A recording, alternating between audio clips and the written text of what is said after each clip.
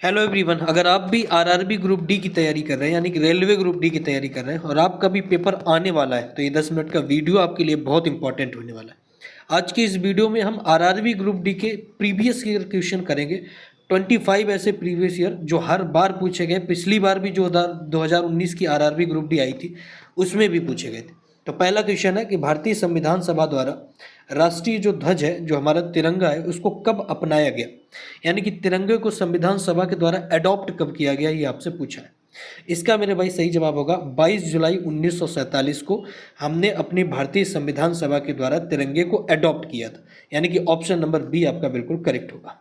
Next question है कि दूरदृष्टि दोष जिसे हाइपरमेट्रोपोबिया बोलते हैं के निवारक के लिए किस लेंस का उपयोग किया जाता है, यानी कि अगर किसी व्यक्ति को दूरदृष्टि दोष है तो वो किस प्रकार का लेंस अपने चश्मे पे लगाएगा जिससे उस दूरदृष्टि दोष का निवारण हो सकता है। चार ऑप्शंस आपके सामने हैं। सही जवाब मेरे भाई आपका हो जाएगा उत्तल दर्पण, उत्तल लेंस, सॉरी कॉन्वेक्स लेंस, यानी कि ऑप्शन नंबर बी आपका बिल्कुल करेक्ट होगा।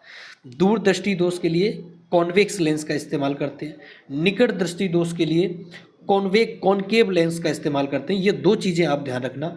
बेलनाकार लेंस यानी कि सिलेंड्रिकल लेंस, इसकी कोई परिभाषा नहीं, और समतल दर्पण का समतल लेंस का इस्तेमाल हम करते हैं। ये दो लेंस पर ध्यान रखना। अगर दूरदृष्टि दोष है तो उत्तल लेंस, और अगर निकट दृष्टि दोष है तो अवतल लेंस। ये दो चीज़ें आप यहाँ से याद रखना क्योंकि ये बहुत बार पूछी जा चुकी हैं रेलवे ग्रुप डी में। हड़प्पा सभ्यता का प्रमुख विशाल स्नानागार। अब आपको पता है हड़प्पा सभ्यता, इसमें एक विशाल स्नानागार जिसको आज के हम परिभाषा में इसको हम बोल देते हैं बाथ टब, ये किस स्थान पर प्राप्त हुआ है, यानी कि स्नानागार किस स्थान पर प्राप्त हुआ है। हड़प्पा सभ्यता के चार सबसे बड़े आपको स्थल दिए गए। इसका मेरे भाई यहाँ पर सही जवाब होगा, ये कहाँ पर मिला, ये मिला है मोहनजोदारो में, यानी कि ऑप्शन नंबर सी आपका बिल्कुल करेक्ट होगा। विशाल स्नानागार कहाँ पर मिला है, मोहनजोदारो में। अगर आपसे पूछा जाए विशाल अन्नागार कहाँ पर मिला है, जहाँ पर हम अनाज को स्टोर करते थे, तो वो भी मेरे भाई यहाँ पर मोहनजोदड़ो में ही मिला है। अब एक झील है जो कि आपको पता ही होगा कि कई बार स्टैटिक जीके आपके रेलवे ग्रुप में बहुत ज़्यादा वेटेज होता है, कई बार बहुत ज़्यादा प्रश्न पूछे जाते हैं। तो लोकटक झील जिसको तैरता हुआ राष्ट्रीय उद्यान स्थित है, लोकटक झील जिसमें तैरता हुआ एक राष्ट्रीय उद्यान स्थित है, ये भारत के किस राज्य में पाया जाता है। ये बहुत इंपॉर्टेंट क्वेश्चन है, बार बार पूछा गया है। तो इसका मेरे भाई सही जवाब होगा मणिपुर, यानी कि ऑप्शन नंबर बी आपका बिल्कुल करेक्ट होगा। अब लोकटक झील कहाँ पर है, मणिपुर में, और लोकटक झील के अंदर एक तैरता हुआ राष्ट्रीय उद्यान पाया जाता है, यह है मणिपुर में। ये क्वेश्चन रट के चले जाना क्योंकि ये पिछली बार 2019 में आया था। भारत में जो राष्ट्रीय आय होती है जिसको हम जीडीपी बोलते हैं, इनकम बोलते हैं, नेशनल इनकम, इसकी गणना मुख्य तौर से कौन सी संस्था करती है। अब जो राष्ट्रीय आय होती है भारत के अंदर, जो भी इनकम के सोर्सेस हैं, इसकी जो गणना है ये कौन सी संस्था करती है, ये आपसे पूछा गया है। तो इस पर चार ऑप्शंस आपके सामने हैं, बहुत इंपॉर्टेंट ऑप्शन है। रिजर्व बैंक ये बिल्कुल भी नहीं करता, रिजर्व बैंक आपका पैसे और मुद्रा विनिमय से संबंधित कार्य करता है। नीति आयोग ये प्रधानमंत्री के डायरेक्शन में काम करता है। वित्त आयोग फाइनेंस मिनिस्ट्री होती है, आपको पता है। तो ये जो आपकी संस्था होगी, ये संस्था होगी राष्ट्रीय सांख्यिकी कार्यालय, यानी कि इसको शॉर्ट फॉर्म में एनएसओ बोलते हैं, यानी कि ऑप्शन नंबर सी आपका बिल्कुल करेक्ट होगा। ये रट के जाना क्योंकि 2019 के पेपर में ये डिट्टो सेम टू सेम प्रश्न पूछा गया। यहाँ पर जितने भी मैंने क्वेश्चन उठाए ये सारे के सारे प्रीवियस ईयर है, तो बहुत से इंपॉर्टेंट भी हो जाते हैं, तो आप बिल्कुल ध्यान में रख के जाइएगा, हो सकता है कल की शिफ्ट में आ जाए। मानव शरीर में प्रोटीन का पाचन, अब जब हम प्रोटीन इंटेक करते हैं तो इसका डाइजेशन मुख्य रूप से कहाँ पर प्रारंभ होता है। जैसे कार्बोहाइड्रेट होता है, जब हम कार्बोहाइड्रेट इंटेक करते हैं तो कार्बोहाइड्रेट का जो डाइजेशन होता है वो हमारे मुख से ही चालू हो जाता है, जिसको हम बक्कल कैविटी बोलते हैं, हिंदी में मुख्य गुहा बोलते हैं। तो कार्बोहाइड्रेट का पाचन तो वहीं से स्टार्ट हो जाता है। लेकिन बात करते हैं प्रोटीन, तो प्रोटीन का जो डाइजेशन है ये बॉडी में किस जगह से स्टार्ट होता है, तो इसका मेरे भाई सही जवाब होगा आमाशय से, यानी कि स्टमक से। अब स्टमक में HCl पाया जाता है, हाइड्रोक्लोरिक एसिड। अब ये हाइड्रोक्लोरिक एसिड प्रोटीन को डाइजेस्ट करना स्टार्ट कर देता है। तो ध्यान रखना, कार्बोहाइड्रेट का अगर पूछा जाए तो ये वक्कल कैविटी, माउथ, जिसको हम मुख्य गुहा बोलते हैं, वहाँ से स्टार्ट होता है। भारतीय संविधान, इंडियन कॉन्स्टिट्यूशन के किस आर्टिकल के तहत राष्ट्रपति शासन लगाया जाता है। अब ये राष्ट्रपति शासन लगाते क्यों हैं, ये भी बड़ा इंपॉर्टेंट है। मान लीजिए कहीं पर बहुत अधिक दंगा भड़क जाता है और या फिर मुख्यमंत्री अपने पोस्ट से इस्तीफा देते थे, या मुख्यमंत्री किसी राज्य के मुख्यमंत्री की डेथ हो जाती है, या फिर मान लीजिए कि उस राज्य में बहुत अधिक दंगे हो गए बड़े पैमाने पर, जो कि मुख्यमंत्री या फिर राज्य की प्रशासन कंट्रोल नहीं कर पा रहा है, तो हम वहाँ पर राष्ट्रपति शासन लगा करके और वहाँ का जो कंट्रोल होगा, लोकल ऑर्डिनेंस गवर्नमेंट होगी, हम उसको किसके कंट्रोल में दे देते हैं, सेंट्रल गवर्नमेंट के कंट्रोल में दे देते हैं। जैसे कि जम्मू एंड कश्मीर, यहाँ पर बहुत बार राष्ट्रपति शासन लगाया जा चुका है। तो जम्मू कश्मीर में आए दिन हिंसा होती रहती है। अभी एक राज्य आपने सुना होगा मणिपुर, अब वहाँ पर राष्ट्रपति शासन तो नहीं लगा, लेकिन राष्ट्रपति शासन लगने की दहलीज तक वो राज्य पहुँच चुका है, क्योंकि वहाँ पर हिंसा बहुत अधिक फैली थी। तो कौन सा आर्टिकल है जो राष्ट्रपति शासन को डिफाइन करता है, राष्ट्रपति शासन के बारे में ऑर्डिनेंस देता है? तो इसका मेरे भाई सही जवाब होगा आर्टिकल 356, यानी कि ऑप्शन नंबर बी। अब आर्टिकल 356 में साफ साफ लिखा है कि अगर किसी राज्य में सीएम की डेथ हो जाती है, आपातकालीन इस्तीफा दे देते हैं, या फिर बहुत अधिक हिंसा भड़क जाती है, तो हम आर्टिकल 356 का इस्तेमाल करके राष्ट्रपति शासन को इम्प्लीमेंट कर सकते हैं।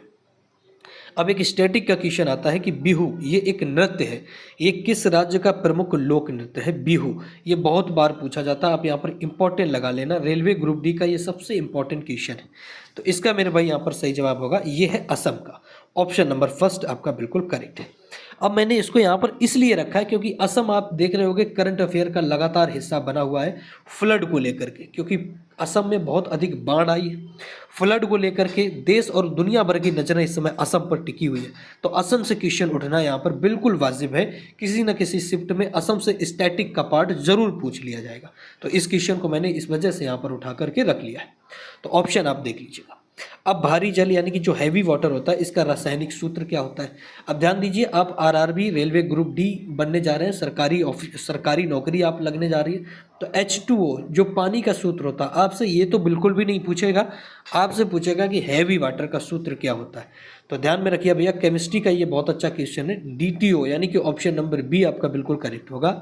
D2O ये हैवी वाटर का रासायनिक सूत्र होता है, ये ध्यान रख के जाना। ये नेक्स्ट वैकेंसी जो प्रीवियस वैकेंसी थी उसमें पूछा गया था। Grand old man of India, ये किसके नाम से इनको जानते हैं? Grand old of India.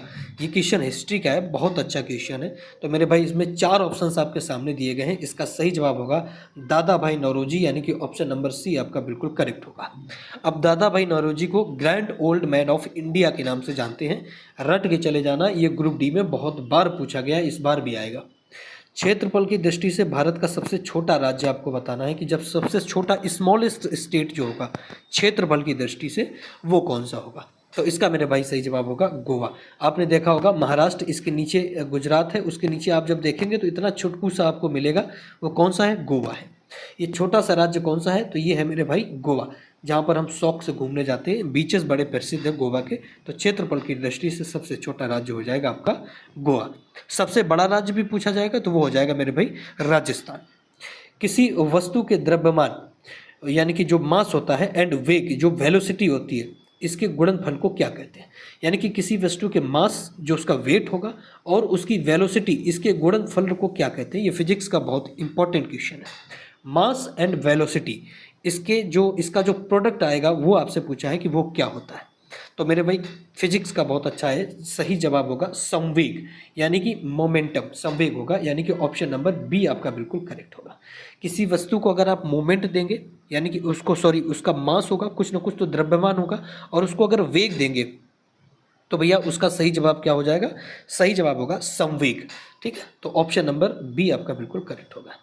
Bharat के नियंत्रक एवं महालेखा परीक्षक यानी कि जो CAG होते हैं, इनका त्याग पत्र किसे सौंपा जाता है? अब ये जो CAG अगर किसी को त्याग पत्र दे सकते हैं, तो 4 ऑप्शंस आपके सामने, आपको बताना कि किसको त्याग पत्र देंगे। तो CAG को नियुक्त भी करते हैं प्रेसिडेंट, और त्याग पत्र भी कौन लेते हैं? प्रेसिडेंट।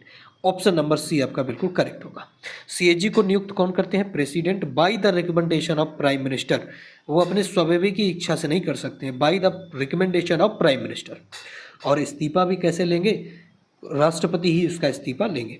नीति आयोग के पदेन अध्यक्ष यानी कि एक्स ऑफिशियल चेयरमैन कौन होते हैं? नीति आयोग के जो पदेन अध्यक्ष होते हैं वो कौन होते हैं, ये आपसे पूछा गया। तो इसका मेरे भाई मैंने अभी आपको जवाब बताया कि नीति आयोग हमेशा कंट्रोल में रहता है भारत के प्राइम मिनिस्टर यानी कि PM के कंट्रोल में। अभी वर्तमान में प्राइम मिनिस्टर है नरेंद्र मोदी, तो नीति आयोग जो होगा वो प्राइम मिनिस्टर के कंट्रोल में होता है। अब नीति आयोग का काम क्या है? नीति आयोग बहुत सारे, जैसे गरीबी सूचकांक हो गया, भुखमरी सूचकांक हो गया, ये बहुत सारे जो डेटा होती है वो सरकारी डेटा रिलीज करती है नीति आयोग समय समय पर। हर साल के बाद में हम अपनी सूचकांक रिलीज करते हैं, तो नीति आयोग बहुत सारे डेटा रिलीज करती है। नीति आयोग यह निर्धारित करती है कि भारत के अंदर किस प्रकार की नीतियाँ होंगी, वित्तीय नीति क्या होगी, डिफेंस नीति क्या होगी, शिक्षा नीतियाँ क्या होगी, इत्यादि बहुत सारे काम नीति आयोग के होते हैं। अब इसके चेयरमैन कौन होते हैं? तो इसके चेयरमैन भारत के पदेन प्रधानमंत्री होते हैं। अब बायोलॉजी से क्वेश्चन देखिएगा कि इंसुलिन हार्मोन्स का स्राव यह मनुष्य के किस अंग से होता है? अब इंसुलिन ये बहुत इंपॉर्टेंट हार्मोन्स होता है मानव के अंदर, तो इसका जो स्राव होता है, ये जो बहता है, ये जो निकलता है, ये किस अंग से निकलता है, किस ऑर्गन से निकलता है? तो मेरे भाई इसका सही जवाब होगा ये अग्न्याशय से निकलता है, पेनक्रियास से निकलता है। ऑप्शन नंबर बी आपका बिल्कुल सही होगा। अब इंसुलिन का काम क्या होता है? तो जब हम शुगर इंटेक करते हैं, कोई भी शुगर चीनी खाते हैं ना, तो इस चीनी को डाइजेस्ट करने का काम किसका होता है? इंसुलिन का। और जब इंसुलिन हमारी बॉडी से ख़त्म हो जाता है तो हम एक बीमारी के शिकार हो जाते हैं, जिस बीमारी को हम कहते हैं कि भैया हमें शुगर हो गई है या फिर डायबिटीज हो गई है। तो आप शुगर कम खाइएगा, ये चीज़ ध्यान रखना, क्योंकि इंसुलिन हमेशा डाइजेस्ट किसको करता है? शुगर को करता है। अब एक हिंदी से प्रश्न आता है कि गीत गोविंद ये एक पुस्तक है, इसके रचयिता कौन है? गीत गोविंद पुस्तक के रचयिता कौन है? ये आपसे प्रश्न पूछा गया है आरआरबी में, रेलवे ग्रुप डी में। तो इसका मेरे भाई सही जवाब होगा ये थे जयदेव, यानी कि ऑप्शन नंबर बी आपका बिल्कुल करेक्ट होगा। जयदेव एक राइटर हैं जिन्होंने लिखी थी गीत गोविंद नाम की प्रसिद्ध पुस्तक। अब 17वां क्वेश्चन देखिएगा हिस्ट्री से मजेदार। जलियांवाला बाग हत्याकांड के विरोध में किसने अपनी नाइटहुड की उपाधि लौटा दी थी? अब नाइटहुड की उपाधि अंग्रेजों ने दी थी, भारत के ही किसी महानुभाव को दी थी।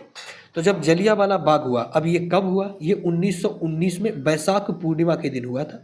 हम त्यौहार मना रहे थे बैसाख पूर्णिमा का, और जनरल डायर ने हम पर गोलियां चलाने का आदेश दिया, जिससे हजारों हमारे इंडियन जो भाई बहन थे वो मारे गए। इस अत्याचार को देखते हुए नाइटहुड की उपाधि किसने अंग्रेजों को वापस कर दी थी? तो इसका मेरे भाई सही जवाब होगा Rabindranath Tagore. Option number b आपका बिल्कुल करेक्ट होगा। बंगाल का वाल्मीकि भी इसको कहते हैं, रविंद्रनाथ टैगोर। ये बहुत इंपॉर्टेंट लेखक रहे रविंद्रनाथ टैगोर, इनका करेक्टर बड़ा प्रेरणादायक रहा है। तो ऑप्शन नंबर बी आपका बिल्कुल करेक्ट होगा। निम्नलिखित में से कौन सी नदी अरब सागर पर गिरती है? अब ध्यान देना, एक नदी का नाम आपको बताना है। 4 नदियां दी गई हैं, तो कौन सी ऐसी नदी है जो अरब सागर में गिरती है? इसका मेरे भाई यहाँ पर सही जवाब हो जाएगा नर्मदा नदी है जो अरब सागर में गिरती है। ऑप्शन नंबर बी आपका बिल्कुल करेक्ट है। अब ये गंगा नदी की अगर बात करोगे तो भैया ये तो बंगाल में प्रवेश करके बंगाल की खाड़ी में गिरती है। गोमती नदी का भी वही हाल है, और कृष्ण नदी आपका कहाँ पर? हिंद महासागर। तो भैया इसके चारों ऑप्शंस के अकॉर्डिंग नर्मदा नदी आपका बिल्कुल सही होगा। सिरका, जिसको हम विनेगर बोलते हैं, कि मुख्य रूप से कौन सा अम्ल पाया जाता है? अब जो सिरका होता है वो खट्टा होता है, ध्यान देना भैया कैसा होता है, वो बहुत अधिक खट्टा होता है सिरका, विनेगर जिसको बोलते हैं। अब खट्टी चीज़ के अंदर क्या ही पाया जाएगा, आप सभी लोग समझ गए होंगे। तो इसका मेरे भाई सही जवाब होगा एसिटिक एसिड, यानी कि ऑप्शन नंबर ए बिल्कुल करेक्ट होगा। अब खट्टी चीज़ है बहुत अधिक, तो उसके अंदर क्या पाया जाएगा? एसिटिक एसिड उसके अंदर पाया जाता है, ये ध्यान रखना। लैक्टिक अम्ल ये दूध के अंदर पाया जाता है। साइट्रिक एसिड ये आपको बताना किसके अंदर पाया जाएगा, तो ये भी खट्टी चीज़ों के अंदर पाया जाता है। और टर्टरिक एसिड ये भी खट्टी चीज़ों के अंदर पाया जाता है। लेकिन सिरके के अंदर मुख्य रूप से एसिटिक एसिड पाया जाता है। अब एक स्टैटिक का पार्ट है कथकली। ये किस राज्य का प्रमुख नृत्य है? शास्त्रीय नृत्य है कथकली। ये कहाँ पर होता है? इसका सही जवाब मेरे भाई होगा ये होता है केरल में। ऑप्शन नंबर बी बिल्कुल करेक्ट है। केरल अभी करंट अफेयर का हिस्सा रहा है, तो कथकली नृत्य केरल से पूछ सकते हैं, इसलिए मैंने यहाँ पर आपको रख दिया है। और प्रीवियस ईयर में पूछे भी गए। किस संशोधन द्वारा, यानी कि संविधान के संशोधन द्वारा भारतीय संविधान की प्रस्तावना में समाजवादी और पंथ निरपेक्ष शब्द जोड़े गए? अब आपको पता होगा कि इंदिरा गांधी की सरकार थी, ध्यान देना भैया, इंदिरा गांधी की सरकार थी।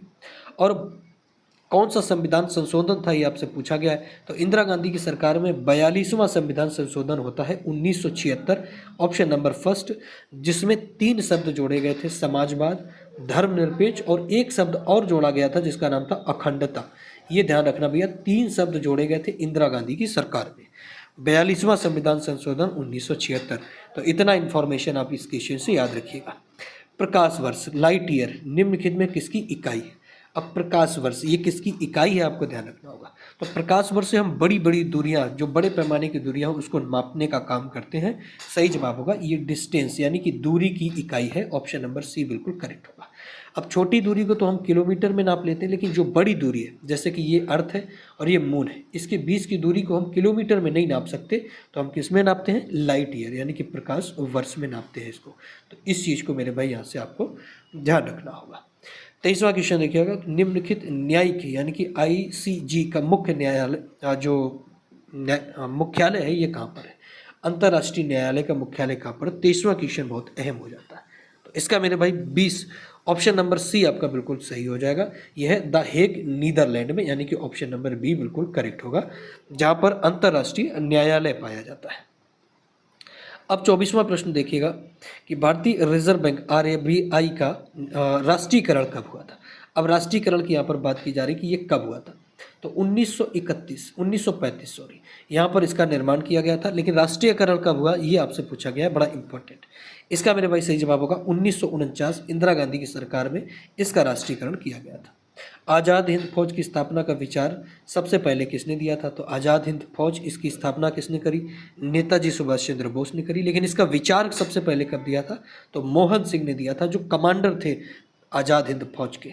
ऑप्शन नंबर बी बिल्कुल करेक्ट हो जाएगा। तो ये क्वेश्चन है बार बार पूछे जाते हैं, मैंने नीचे इस पर आंसर की लगा दी, आप देख लेना डिटेल में आंसर की विद एक्सप्लेनेशन के साथ में। तो मज़ेदार तरीके से पेपर दीजिएगा। पेपर आपके चलेंगे 3 अगस्त से लेकर के 25 अगस्त तक, काफ़ी लंबा समय है, काफ़ी 23 दिन तक लगभग आपके पेपर चलेंगे। मन लगा करके दीजिएगा। डेली 6 बजे आपको ये मिल जाएगी, प्लेलिस्ट में बना दूंगा। चैनल को नहीं सब्सक्राइब किया तो जाके कर लेना। डेली ऐसे क्वेश्चंस आपको मिलने वाले हैं जो कि आपके एग्जाम के लिए बड़े हेल्पफुल रहेंगे। मिलेंगे नेक्स्ट क्लास में, तब तक के लिए जय हिंद, नमस्कार।